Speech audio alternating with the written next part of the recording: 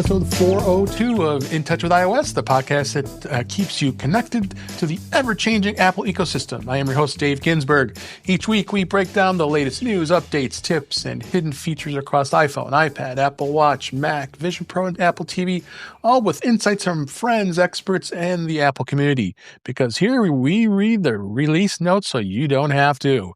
So let's see who's here this week. Happy New Year to everybody. The first episode of 2026.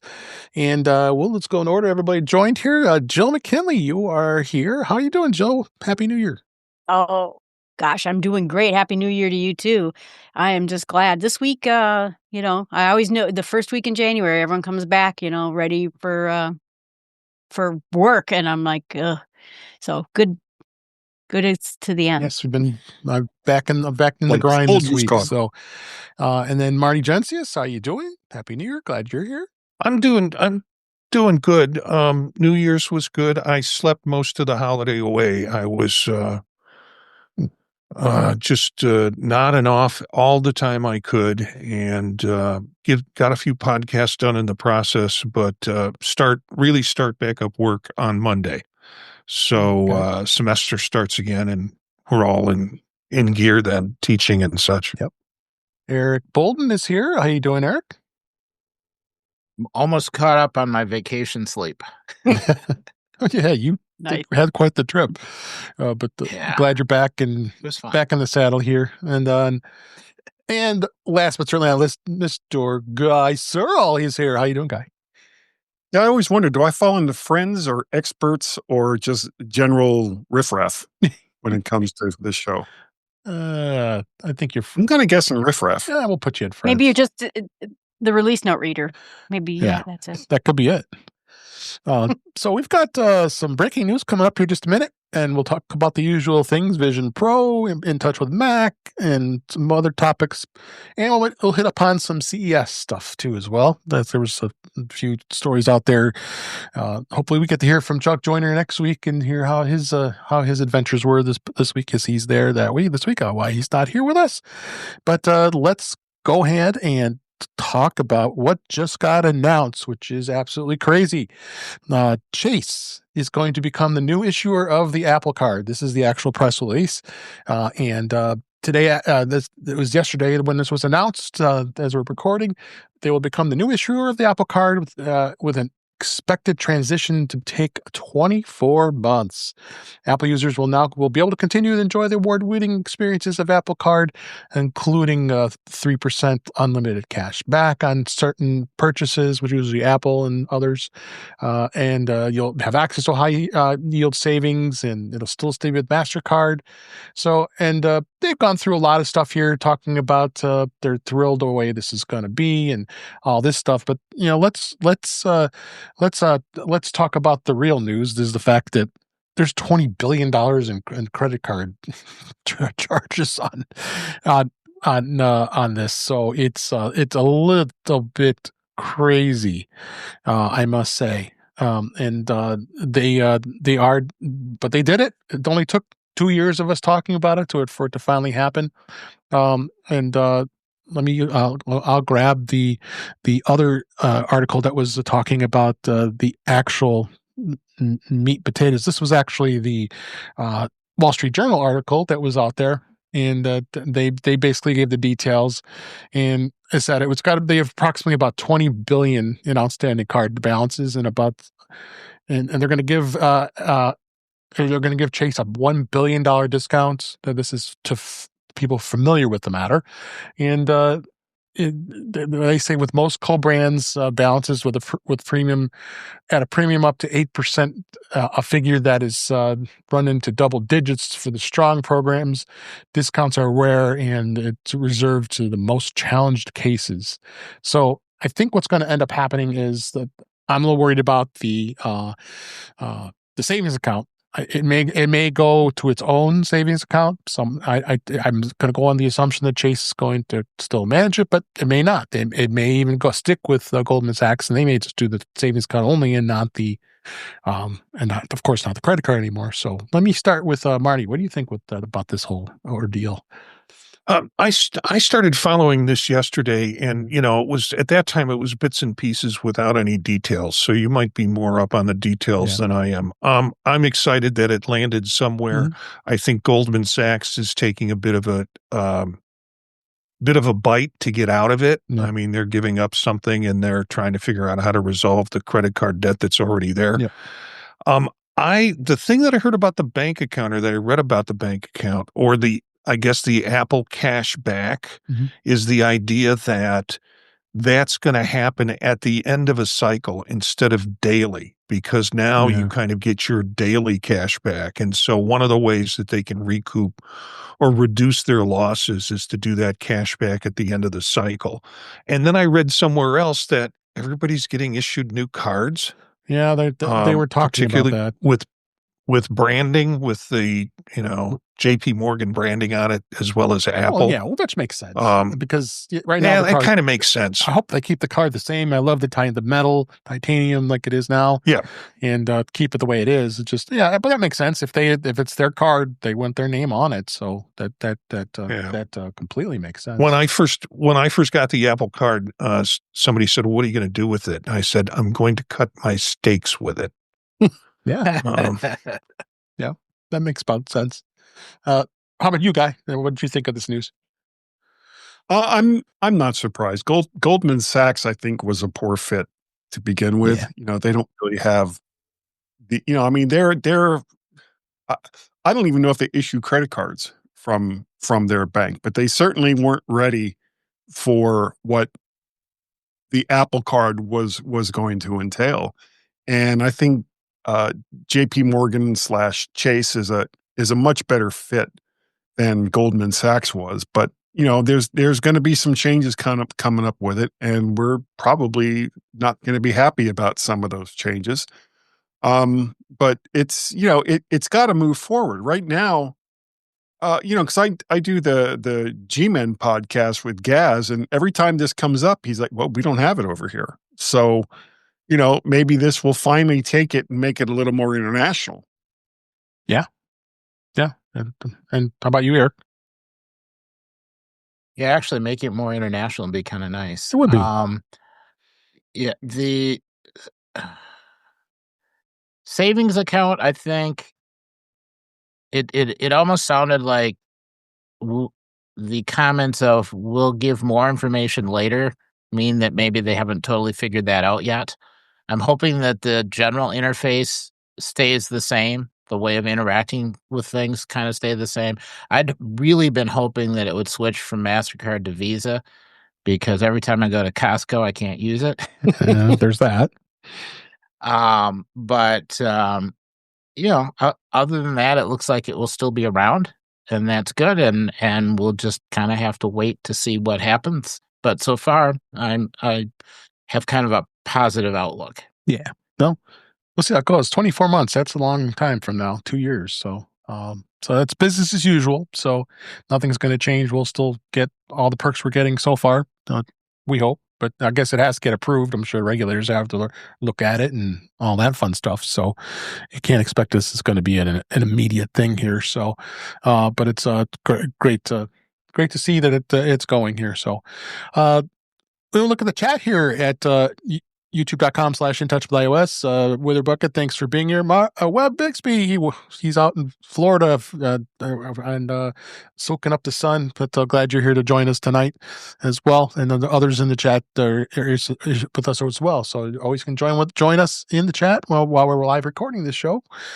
And it's great to see you. So that was it with the Apple Card here. So let's move on to a couple stories with the Vision Pro this week. Again, it was a pretty slow week, considering, especially in Vision Pro area, and we had a bit of a struggle with Vision Profiles this past week. So, but for one of the interesting stories was the fact that they so that was it with the Apple Card here. So let's move on to a couple stories with sorry, I got the sound hitting me here. Apologize. So the immersive Los Angeles Lakers game is going to come to Vision Pro. Actually, it's going to be tomorrow as we record this. Apple Vision Pro owners are going to be able to see a immersive video format on Friday, January 9th, that Apple has said with this. They're partnering with Spectrum to air the LA Lakers games in 3D in the Spectrum Sportsnet and NBA apps. And the Apple immersive basketball games will be available to the Vision Pro users only in the Lakers regional broadcast territory, which means Southern California, Hawaii, and parts of Southern Nevada. So you will have to have that subscription in order to be able to see it. So people in other areas, the immersive replays and highlights probably will be available nationwide in select international markets. So something new here to see where this has been going. Eric, what do you think about this? I wish it was in a greater area, but I think that because of bandwidth and it's kind of new and they're trying to kind of get everyone used to it and they don't want to have any problems across the entire country, they're being a little more careful. It sounds like there'll be a wider release like the following day. Mm-hmm. Not for everybody, but if you have an account. The comments that have come back on the samples from have been really good. So kind of looking forward to it. Currently, I don't have an account and I can't see it. Oh, but I don't think any of us can. We don't live out there. Yeah, well, but having more sports immersive and the fact that it's happening at all, I think is a really good sign. Yeah. And Guy, you like the NBA? Do you watch NBA basketball? Sometimes I do. I'm really looking forward to the 3D content. Yeah. Yeah. Okay. We got you. I think we can leave that at that. Oh my gosh. Binocular disparity. Yeah. It's not right. It's just not right. Yeah. Jill, what do you think? Well, I don't watch the NBA, but I did mention that I think it's terrible how hard it is to be a sports fan right now in general. And I think anything that can make sports fans' lives better and more interesting, I think it's great. Good. And Marty, you're muted. I'm excited to see the bits and pieces of it. If it's more immersive content, it's more things for me to look at and enjoy within the Vision Pro, whether I'm a sports fan or not. I remember, I think one of the first pieces that came out was that summary of the soccer final or soccer special that came out that was 3D immersive, and that was kind of an wow effect. So it's nice to see at least they're distributing crumbs to the rest of us who don't live in that area.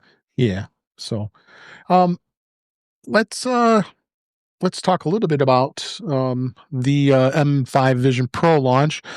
It's likely has likely made minimal sales impact. There was a report about this, and it's they say they estimate the sales at about 45,000 units. The M2 came out in February 2024. M5 just came out. Was it a few months ago? What was it, Marty?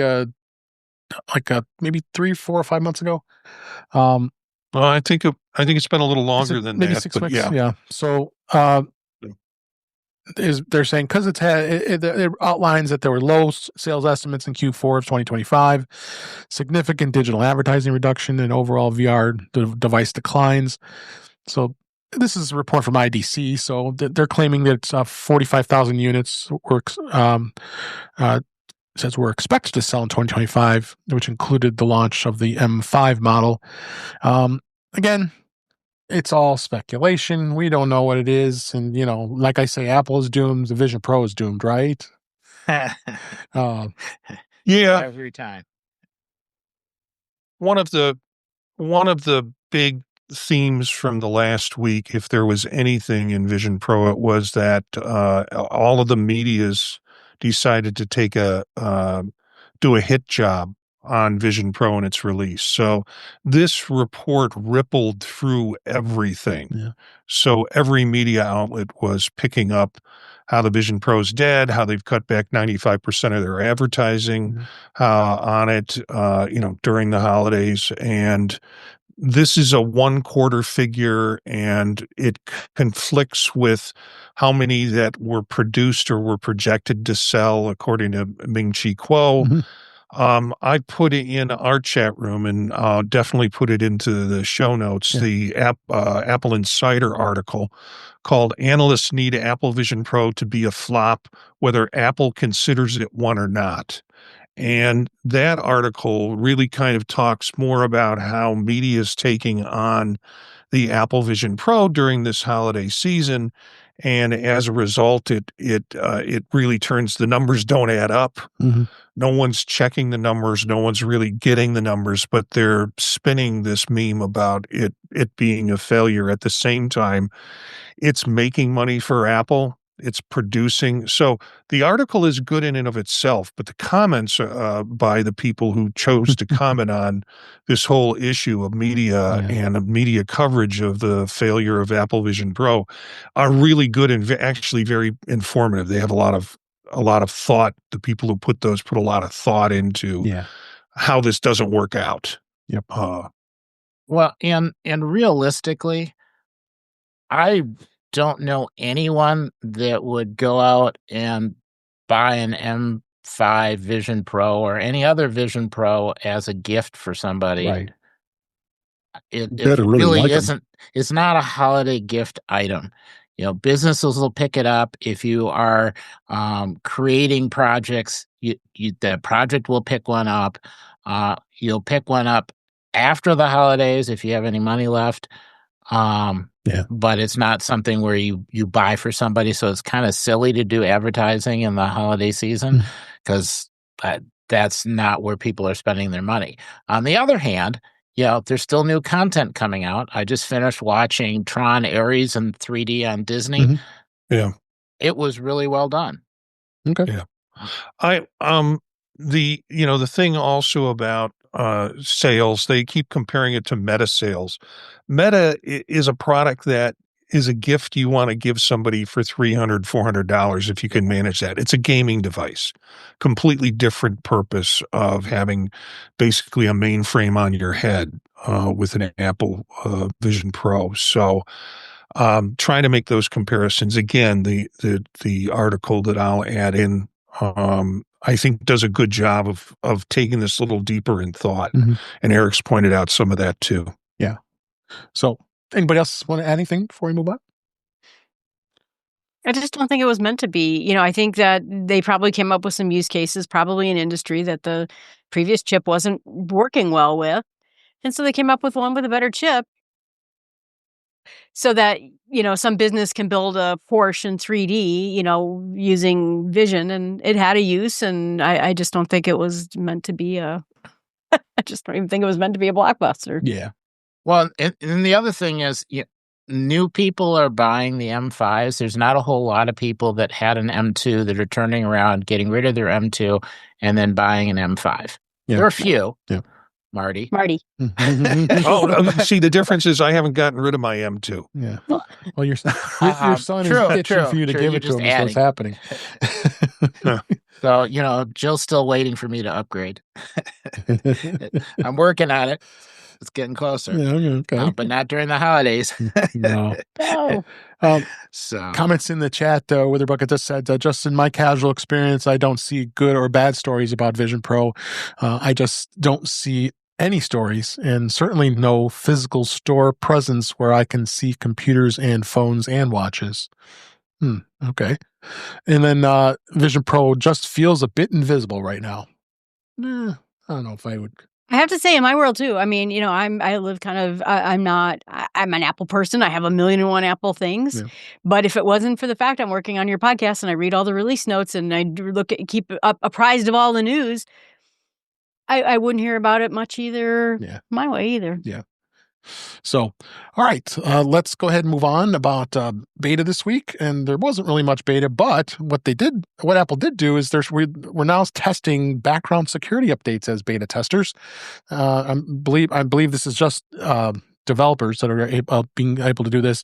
So they did it twice this week. They had the background security 26 3A and then B. All it's doing is blank updates. So it's not doing anything other than that, just to test it. So that's what they're looking to do. And this is basically where this is, where you go into you're going into, I believe, yes, you go into privacy and security, and you scroll down, and there's background security improvements. When you go into there, that's going to show you what's installed in here. And I just installed the B on my beta test, the 16E, and it's already pending to wait to restart and install. So I'm wondering how that's going to work with a standard user, as most of who is listening here is. I don't know. People are going to want to be just going in there. I bet it's going to be something automated when it happens. So I don't know if any of you guys who was running beta tried this. Was uneventful, other than the fact that it just quickly installs and reboots and restarts, and that's it. Yeah, I haven't tried it yet, but the comment in there that it's also removable was of interest. Yeah, it is interesting. And I'm hoping that it means that there'll be less fear of installing security updates, because if something goes wrong, you can just undo it. Right. Yep. Yeah, I had a friend say, "Oh, good, you can uninstall it," and I'm like, "It's a security update. Why would you do such a thing?" Yeah. So that's in the beta area. I'll move on. I have some interesting stuff here about In Touch with Mac this week. That update also happened on Mac OS 26.3. I did not try it on my beta one yet. I probably want to see what that does. Usually what those security updates do is just a flash of install. And I've never seen it actually force a Mac to reboot. I can understand an iPhone or an iPad, but so I'll have to try that. I don't know if any of you have tried that yet, but that is interesting to see. That we found this week. But Apple did make some changes to the Mac OS as well as iPad OS. They've now doubled the 5 gigahertz Wi-Fi bandwidth for Wi-Fi 6E devices. This is the release of 26.2 for both Tahoe and iPad OS. It's improving the Wi-Fi speeds for select Macs and iPads that support the Wi-Fi 6E. It updated the Wi-Fi connectivity specifications were listed on Apple's platform developed deployment guide, which is the link is in this article. So it's the M4 iPad Pro, of course, the M5. No, the M5 would already have had it. And then the M3 iPad Air, the A17 iPad Mini, the M2 to M5 MacBook Pro models, and then M2, M3, and M4 MacBook Air models. And other Wi-Fi 6E Macs and iPads are now supporting 160 megahertz maximum channel throughput when they're connected to a 5G Wi-Fi network. So you're going to get some pretty decent speeds, looks like, if you're running a more current device. Any thoughts on this, Marty? I just find it weird that the M1 is already being left behind. For this, yes. Well, then, you know why? In this case, it's not surprising because most of the M1s don't have 6E. It's hardware related. No, but M1, they're still sort of respecting it. In fact, I was going to bring that up. I didn't. It's still a worthy device. I mean, I still have my M1. Oh, it's a great device. Yeah, I'm sure you do. But you're not going to get these kinds of updates. Yeah, because it's not 6E. I mean, the Wi-Fi is probably it's Wi-Fi 5, I believe. It's just not 6E. Yeah. So, but. Yeah, I think that's great to see, and interesting to be able to do it and not have to be any hardware updates to it, other than it's a software update instead to help improve the speeds. I'll be curious to try that. Anybody else have any thoughts on this? I did try it, and it looks. I mean, it's hard to know what you have and what you don't have, but it's good. I'm just wondering, the bottlenecks are going to start to not just be, it's obviously not going to be us. It's going to be whatever lives online, if you're streaming a movie, if you're downloading a file. And so we're at that point where we're just much more fast than anything. Yep. So, moving on, a couple apps, I have to say, rest in peace. I love this app, Mac Updater. Mac Updater has been around for quite a long time. And they decided to walk away, and they put this app into this out to the sunset. they decided they didn't want their promise of lifetime is now until January 1st of 2026. So they did their final update, and it's no longer going to be updated anymore. So it's going to be obsolete pretty gosh darn quickly. So that's kind of sad. Did you guys use Mac Updater at all? I mean, I really liked it all the time. Yeah. So I have in the past. Yeah. there was a bunch of them out there that I was, Max Sparky on Mac Power Users was showing this, and a number of others. One that really what I really liked was called Up the Test is called here, and it's got a really nice interface. I'm just showing it on the website here, and it works very similar to Mac Update. Now it does. What's really cool about it is it does use Sparkle, which is another platform, as well as Homebrew. So you can get these apps updated through Homebrew's power right from the interface. So I went ahead and tried it, and I've been actually pretty happy with it. It's a pretty good app, and I think to get the full version of it, you pay like $10, and it works on most OSs. But if anybody's dabbled in Homebrew's got a lot of cool apps out there that are that. Any thoughts on this, Guy? Have you used any of these updated programs? I used to use Mac Update, but I haven't really looked at it in so long. It's kind of a double-edged sword. We get so many more of our applications from the Mac App Store, which is already being updated through there.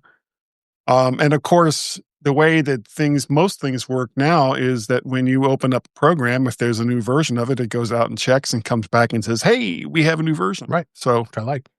I end up getting a lot of updates that way. How about you, Eric? Have you been using any Mac updaters? Were you using a Mac updater before this? I did a long time ago, and then I stopped because I was doing a bunch of MDM work, and so I was stuck doing the updates so that nobody else had to. Now, I could use something like this, and then and the cool is if you're a coder, you can get into the guts of this and be actually customize it the way you'd like. I'm not a hardcore coder, but I know how to install Homebrew and work with Homebrew. But I'm going to explore this further. I just the way they created this interface, it's very, very clean, which is kind of cool. And you could try it. You don't have to buy it if you don't want to right off the bat. But it'll be limited to what it can do, of course. But hey, I'm happy to share. Pay a little bit to help with them. Marty, did you say? Go ahead, Jill. Did you say, Dave, that if you use something like Clean My Mac, which also will update your Mac on certain things, it just doesn't catch as many things as the updaters? I've found with Clean My Mac that it does miss things, because even with when I would go between Mac Updater and Clean My Mac, there were some things that it would miss, because then Mac Updater would, because I guess the database it's hitting may be different. I started comparing it now with this update test, and it seemed to be pretty consistent with it. But having the caveat, the change with being able to do Homebrew, which is installations as opposed to just a direct installer, is kind of a cool thing to be able to try out. But yeah, I've got Clean My Mac. Clean My Mac because I have a set app subscription like many of us here do, and I'm kind of playing. So I like doing this stuff. So I thought I'd call this out to everybody. Any thoughts on this, Marty? Yeah, I used Mac Updater. I think that and Onyx were two of the first utility kind of programs that I used on a Mac after switching over from PC, and I enjoyed it, and then kind of forgot about it. Okay. I think I actually paid for like a year's subscription a couple of times from it as things got updated. Right. Then I got onto Clean My Mac. Clean My Mac kind of buries the application updates, as part of the process. You kind of have to go looking for it and make decisions on it. Right. And I like that Mac Updater did one thing, pretty much and did one thing really well, Mhm. and that's where I would do it. So then I started doing the kinds of things that Jill suggested and that you suggested, Dave, was kind of comparing them to see what missed. And I'd forget about Mac Updater, and then I would go ahead after a couple of months and run it and go, oh, I guess it didn't get this on this app and things like that. And it might have been, as Guy had said, I was running more apps. There were apps out of the store that I was running Mhm. that weren't doing the automatic updates, and now Yeah. everything seems to be coalescing to either being in the store or at the app site. Mhm. They're doing the automatic updates. So Yep. I'd forgotten about the need to update programs as much as I used to focus on that. Yeah. So, another app I found interesting. I was on a roll this week, last past couple weeks, finding all these cool Mac apps. This is an app called Drive Buddy. And what this does is it searches across all your drives, even when they're unplugged. What it does is it does an initial scan of all the external drives that you have, and it goes through, it creates a database. You actually can export and create reports. It gives all kinds of different ways you can flag what things are. It scans everything it is, tells you how much free space is on a specific drive, and all you have to do is you just run through this, and you just type in and search for a file, and it finds the matches on all of your drives. Like, one guy I also linked to a video on YouTube about that did a review on this. He had something like 45 external drives. I certainly hope he doesn't have those all hooked up at once. Oh. I have enough trouble with having like 6 or 7 hooked up at once, but the thing is, what he does is he plugs in those drives. It does an initial index of what's on the drive, and then once you plug the drive in after, if you've already copied other files, it'll re-index it. But the one nice thing is it searches across all your drives. You could find all your drives and not having to plug any one of them in, because you'll know where it is and say, oh, let me plug that drive, and that's what I was looking for. I mean, this definitely comes in handy, especially with photographers who have a lot of photos, people who are working with tens of thousands of files. And like I said, you can export this into a CSV file and be able to work with this very, very clearly. And it's $20, and it's a one-time payment, and it'll be fully private. There's no security problems or anything like that. So I thought it was pretty cool. Any thoughts? It's like a better. Oh God, can't think. Who do of you it. spot? Sorry, Who do you spot? I cannot think. It's Command Spacebar. The standard okay. search on your Mac. Oh, I see. Yeah. Yeah. Oh no, this is Yeah, that is pretty cool. This is much more comprehensive, and you can create reports, which is really cool. And you can export it, And you can export it, to a CSV file. which I really like. Yeah. So I can keep a copy sitting on my phone of everything I have. I might have sold it for you. Yeah. Well, I got two Synology sitting here, so I have a pretty complicated system here where everything backs up to two Synology drives, and then the Synology drive backs up to one of these and then goes to Backblaze. And it would be nice when I'm not at home to know what files I have where. What was it? Show it again. I missed what you were. Oh, okay, yeah, SanDisk. It's just a SanDisk. I have those too. Extreme. Yeah. So yeah, this is a cool find. Anybody is interested, the link is in the show notes for their website. And again, there's also a video. A guy reviewed it on YouTube. I linked to that as well. So, all right, let's hit some other topics. In Apple Music, they've really made some strides here, and a couple new features that were added in Apple Music.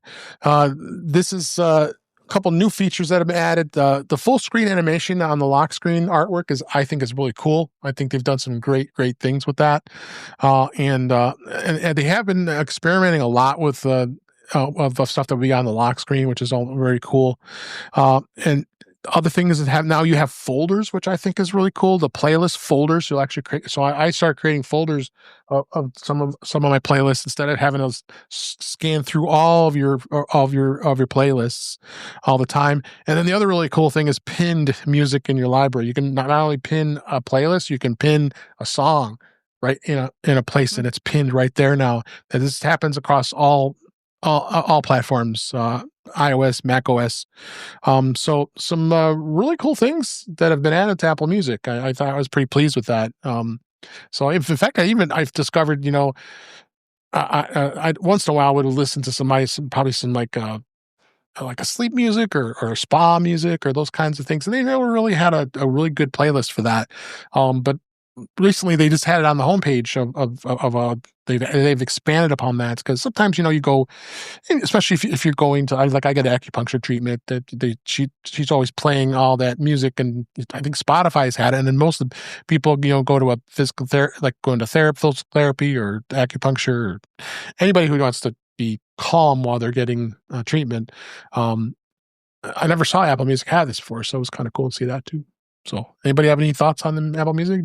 I know, Marty, you're not a big music listener, but yeah, but I've looked at this because I kind of promised myself over the break that I would start listening to more music, and actually had a discussion with my wife about it, because I don't listen to music because she doesn't like ambient stuff going on in the house, and so I looked at Apple Music. I have quite an extensive Spotify playlist, but then I started playing with Apple Music, and I'm like, maybe it's time for me to drop Spotify, and just save some cash, focus on the product that I have here already.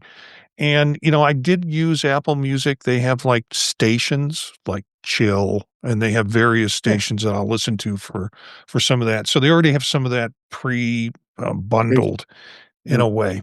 Yeah. And so, yeah, I like the idea of pinned artists and pinned folders, and that's added in that. I really don't care what shows up on my phone when I'm on the lock screen on my phone when I'm listening to music. I'm generally listening to it through my studio anyway. So, but yeah, this is enough to convince me, particularly importing playlists that I have in Spotify and doing a music match with it. Probably going to look at dropping the monthly cost of Spotify. Yeah, probably a good idea. I stuck with Apple Music.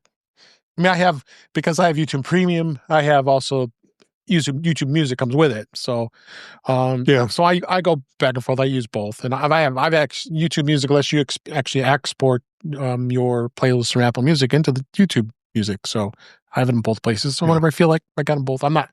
Believe me, I think we've had this discussion before. I'm not ending my premium subscription for YouTube. I've had to do it sometimes with these ads. Like, holy crap! What have I not had to miss? Is having these darn ads pop up every five seconds, it seems. Well, as an instructor, if I want to show a YouTube video in class, you have to sign in. I do not want to show it through a whole series of ads. Yeah, so exactly. The YouTube Premium logging on allows me to just show the video and go with it. Yep. So I have a friend of mine, that comes in my car, and they shove XM at you when you get a new car, and that came to an end, and I was going to replace it. So I told her, I said, get me all your playlists, and I'll put them on my phone, and then when we're out tooling around and looking at birds, I'll have all your playlists on my phone. And then I thought, oh, this is great, because then I can put hers in a folder, and kind of shove them aside a little bit. Hopefully it works with CarPlay. I'd like to see how that looks. That was my question. Does it work with CarPlay? Good question. Yeah, good question. I mean, as far as the problem right now with CarPlay is they give you like 5 or 6 and then they cut it off. Yep, that's right. Yeah. So, next topic I want to hit on really quick is, Logitech did kind of a blunder here. I have this mouse right here, the MX Master 4. They had a certificate that expired, and all of a sudden the mouse stopped working. Whoops. So it was stopping all the application run. Not only is it the mouse, it was also affecting all their lights. So the Logi G and the Logi Options Plus application, because the certificate ran out. So make sure you do your updates on those applications, because you want to be able to do that. And that's what the mouse does when I click the button. So I got these little cool buttons now. So you want that to work. So right. Does anybody have this mouse or even an older version? I do. Yeah, I have it, and I kind of bought it on recommendations of the holiday shows that had talked about it. And thanks for pointing this article out to me, because I just tried to push all the buttons and they're dead as a doorknob. Yep. I mean, I can scroll and I can point and click, but I can't do all the functionality of the software. So I'm going to need to update that. It's super cool. It's super cool. And that'll get you killed in any game. So you got to do And this. there's that. No chance of that happening. I'll live forever when it comes to gaming. Are we getting to the point now where the Internet of Things is going to include our keyboards and our mice? And that they'll stop working if the manufacturer doesn't play nice and makes a mistake of some kind? I mean, they work. You just don't get to customize.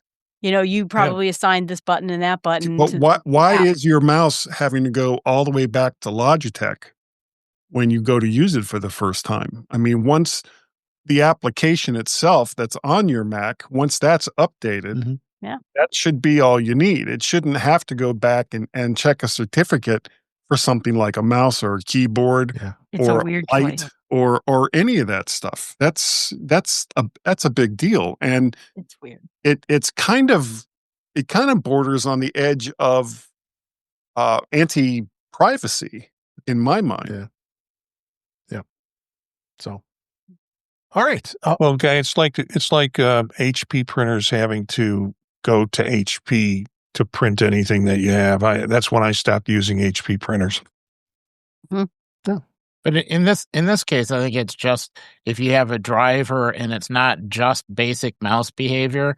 So if you extended the behavior on a driver, that driver still has to have a developer ID certificate and be registered with Apple so that you can download it. This is just a screw up in that somebody forgot to keep that ID certificate live. Yep. All right. So let's move on. I wanted to cover a little bit about CES 2026. I'm very sad I haven't been able to go for the last few years. I love going to that conference. But next best thing is that I would love to watch all the other folks do all the coverage and find some cool things. I picked this one out just for you, Eric. This is the Bird Buddy. It's a new smart bird feeder. And it debuted with two new smart bird feeders, which are successors of their existing options. It's Bird Buddy 2 and Bird Buddy 2 Mini are going to launch a little later this year. $199. It features a 2K HD video, a wider field of view. It's got dual integrated solar power, better audio, and an improved extended perch, more seed capacity. And this was showed off earlier in the year, but the pre-orders have now sold out, so they're going to have another launched in February of 2026. The Mini is $129 and has the same core camera technology as the Bird Buddy 2, but it comes in a simpler enclosure designed for first-time smart smart bird feeder users that have solar panels, and that's the small one there. So it's kind of cool.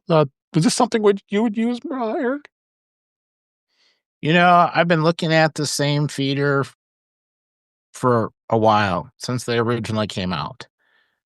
Yeah, and I see pictures from it, and Jenny keeps saying, "Hey, we should get this," and I just haven't been able to yet. But it's a neat thing, and frankly, I think I would need the extended perch, the extra bird seed, the solar panels, and maybe like an added deck and a small pool. But I think you just keep adding stuff onto it.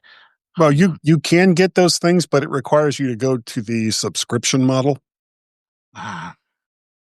Almost worth it. I have a pretty sophisticated outdoor camera that points to all different places in my backyard with Ring, but you could do it with any company. And I think this would be fun. My friend is thinking about buying one, and it's nice because you get close up. My thing, I get to see the coyotes and the foxes and everything else. This would be nice just to get a nice shot of the birds. So well, and it's neat too because it's from the feeder out, so you get the bird without having the feeder in the background. Yep, which is kind of nice. So the next one I found was interesting is Google's bringing Gemini AI features to the Google TV, and then previewing what Apple TV could get. I don't know if that's the case or not, but they announced some new Gemini features that's being brought to the Google TVs, built into some TV sets and some set-top boxes, but it might not be immediately relevant to many Apple users. It's giving a look at potentially what AI could do on a TV set. Gemini on the Google TV will be able to answer queries in visual rich framework that offers up imagery, videos, real-time sports updates, and a deep dives feature, which will allow you to get users to get narrated, interactive overviews of topics and such.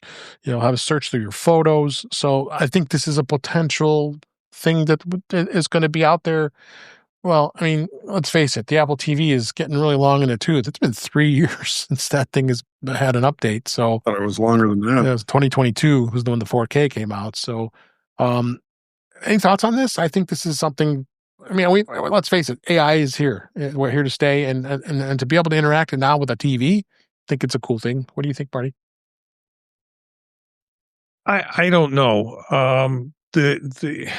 I can't hear the dialogue. Well, turn the damn thing up.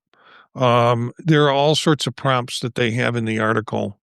That it's sort of, I don't know how deep people get into when they're watching media, tweaking it or trying to get someone to tweak it for them. They just set it up and roll it. I'm not a big fan of smart TVs and those kinds of ways. Yeah. So we're starting to see everything mash up with AI right now, and it's starting to get really sloppy in a lot of ways. Yeah. So, yeah. Anybody else have any thoughts on this? That thought is that I'm with Marty. I tell my TV you can't be on the internet, and it turns itself back on, and I get super mad. But it's weird because the only time I would do something with it is that sometimes I used to have clips, like video clips from movies and TVs in my podcast, and it would be nice if you could say, "Oh, find me this quote," and then have it search through. But I just don't see a day-to-day use for it. I don't know. It's just kind of weird. Like it'd be great if you're doing a TV show podcast or a movie podcast like Marty, but I don't know. Yep. Well, this gets back to what I was saying earlier, and if you want a inexpensive 50 to 55-inch television set in the $300 to $400 range, it's going to come from companies that are going to force you to connect it to the internet for just basic functionality, and this is back to the Internet of Things that. Basically, anytime you want to use a device, it has to report back to the mothership and say, well, is it okay if we do this? And I mean, you look at when was it that all those Nest devices just stopped working because Google decided they weren't going to support them anymore. Yep. And that's, you have a 50 to 60-inch television set in your living room, and all of a sudden they're like, well, you've had it for 3 years, and we'd really kind of like you to update, so it's not going to work until, you get the next one. And, these kinds of things, I think, are troublesome, and I don't think it bodes well for the future of technology. If every single thing that we have has to go back and report on what you're doing and where you're doing it, just for basic functionality, that's just wrong. Yeah. Sonos tried that, where they tried to say, oh, we can't, we're going to end our speakers and you have to buy a new speaker. And people got so mad, they backed away. But I was looking at some of the CES stuff. Oh, there's a Roomba that will tell you when you drop something on the floor. Okay. It's going somewhere on the internet, right? You got the TV that's reporting on you. I forgot. There's the Panda that was at CES. And you go to the website and it's a Chinese spy panda. And, the problem is that all these things are going to report back and tell people, whatever data it has and sell something about it. And it is problematic. You're right. When I turned off the internet again on that TV downstairs, it was like, oh, we can't work. I can't work unless the internet's on. And I'm like, I'm on an Apple TV. Knock it off, And so eventually I won, but it is a problem. You shouldn't have to struggle like that, though. Right. I know. It kept warning me. Oh, it's not going to work. It's not going to work. For the most part, I don't think smart TVs have taken off in the way that the manufacturers thought that it was going to. Yep. I think people are still using, whether it's from Roku or Apple or from whoever, a lot of people are still using set-top boxes to get their content. And in a case like that, the TV is just a big, stupid monitor. Right. And that's how it should behave. If you have a set-top box, Yeah. your TV should just be a big, stupid monitor. Right. I mean, I try to turn off the smart. I mean, I have the Samsung TVs and a Samsung monitor that has a smart TV built into it, and I just want to turn the damn thing off completely because it just takes over. Yeah.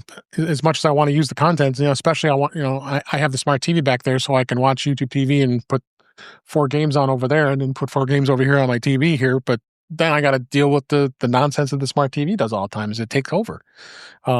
So yeah, I agree with you on that stuff. So Yeah. Well, my son Peter, we had like a 10-year-old 55-inch Vizio.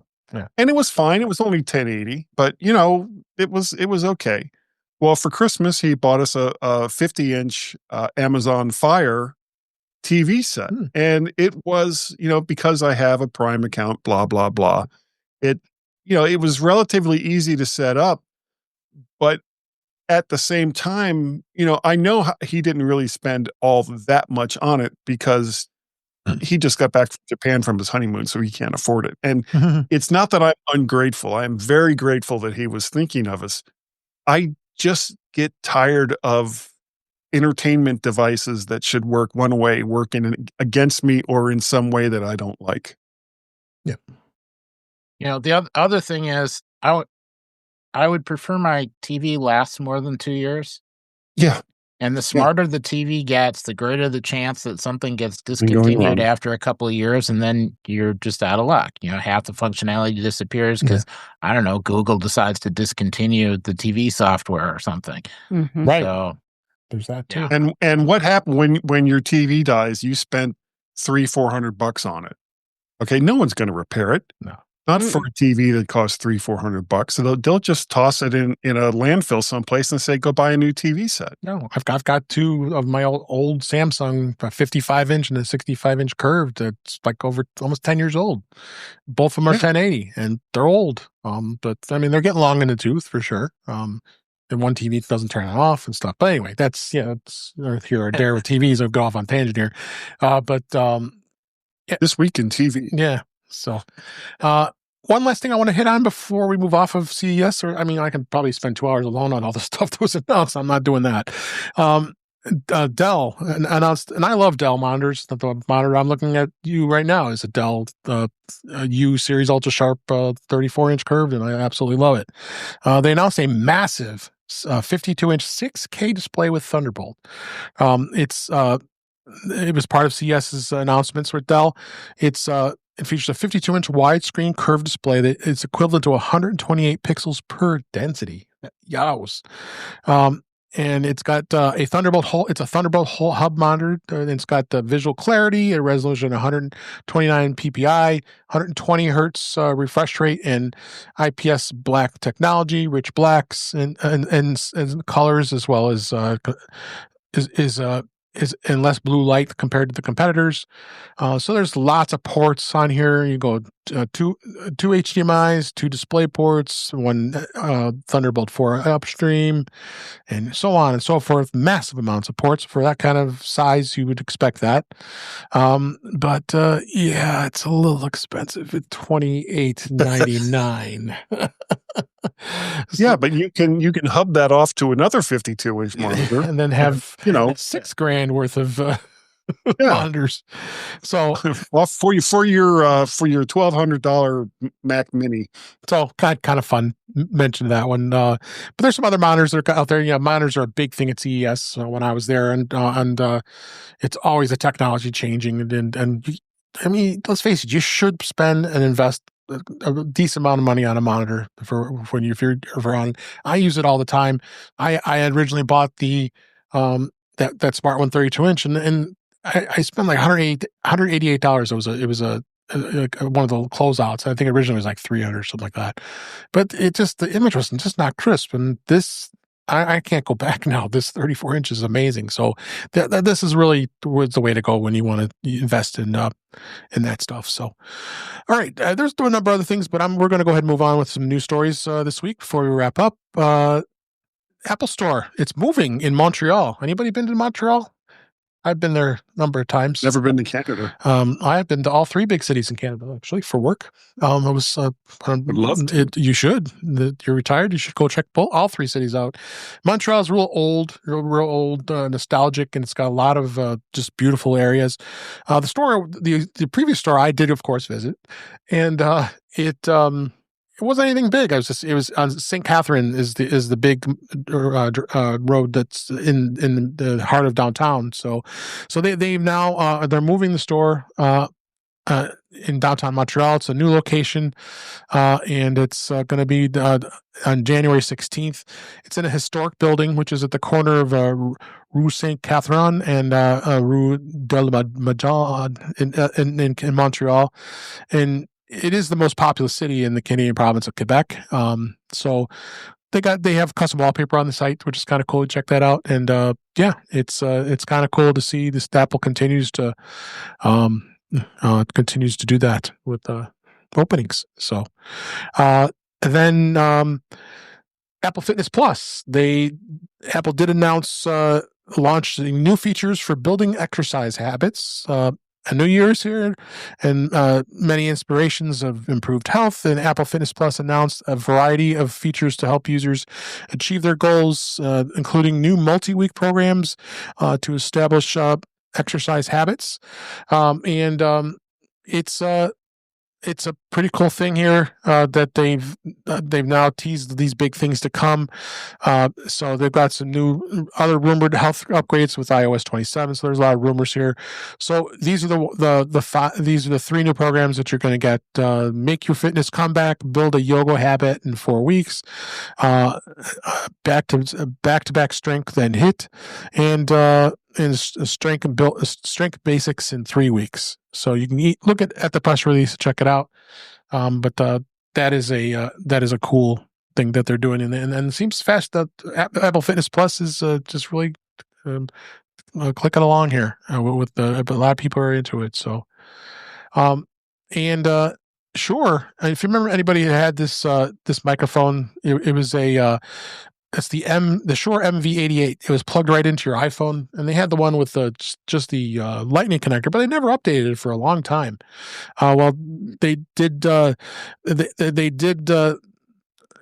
They did finally come out with a new version. It's the built-in one that's now with a USB-C, and this latest model is replacing that. And it's got with auto leveling, it's continuous adjust gain in real time to ensure audio is never too loud or too quiet. No need to have levels manually. And I know this isn't a mic for Guy because he has to have control. So no, I understand it. Yeah. So cool to have that mic if in a pinch. You know, I've had similar types of mics in the past, but it's good to see. Gmail, they now have 3 AI features that are included. That's with your personal account. It's the Help Me Write, which will allow users to enter prompts and draft entire emails from scratch, like Apple Intelligence's writing tools. And then Gmail's also rolling out personalized suggested replies. And the third free feature is going to be AI summaries, long email threads. And then you can do a summary of a conversation. Marty, are you seeing a lot of these trends, these types of features? The chat, a few of us are very heavy ChatGPT fans. Something like this to be more integrated. Would you like that? Yeah, they come up. I see them pop up all the time when I'm doing emails or doing documents, and I think they're helpful. I generally do most of my work outside of, if I've got an important email to do, I will do most of my AI functioning outside of the actual program and then cut and paste when I'm ready to go with it. But yeah, I don't think you can have a communication product which doesn't offer AI assistance while you're working with it these days. That seems to be the trend. Yeah. Anybody else? Guy, have you been doing a lot of that AI, ChatGPT, Gemini, Apple Intelligence? I've been, all of the artwork for the G-Men show is done with, who is this?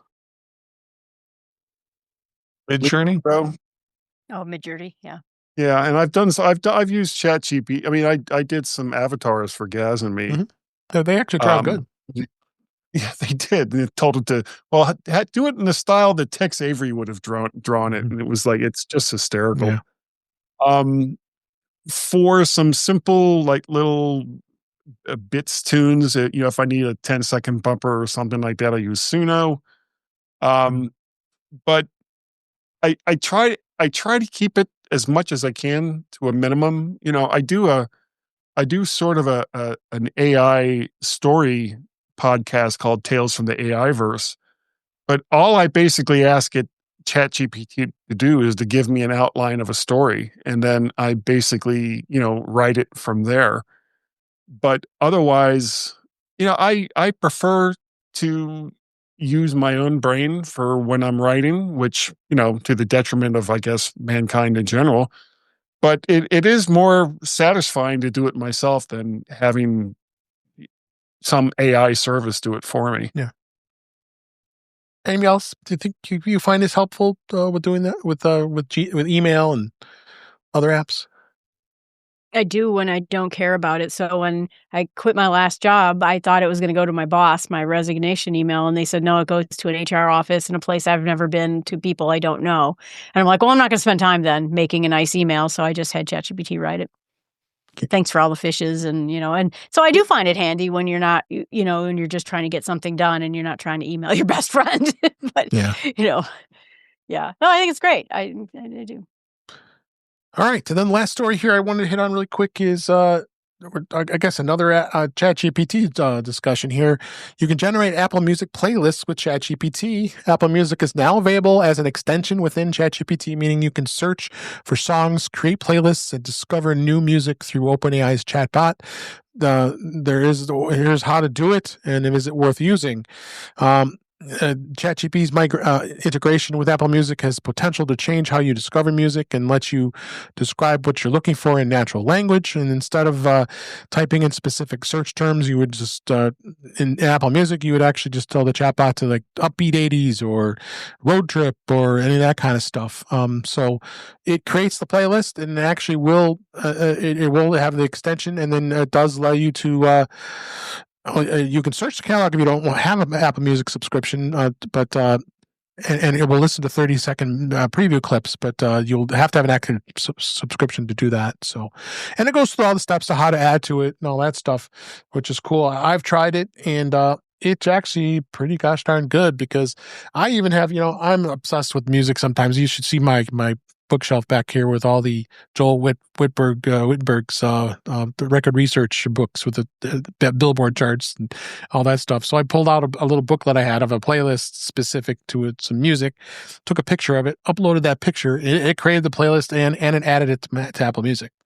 So you had that playlist right there. I think this was the one I picked was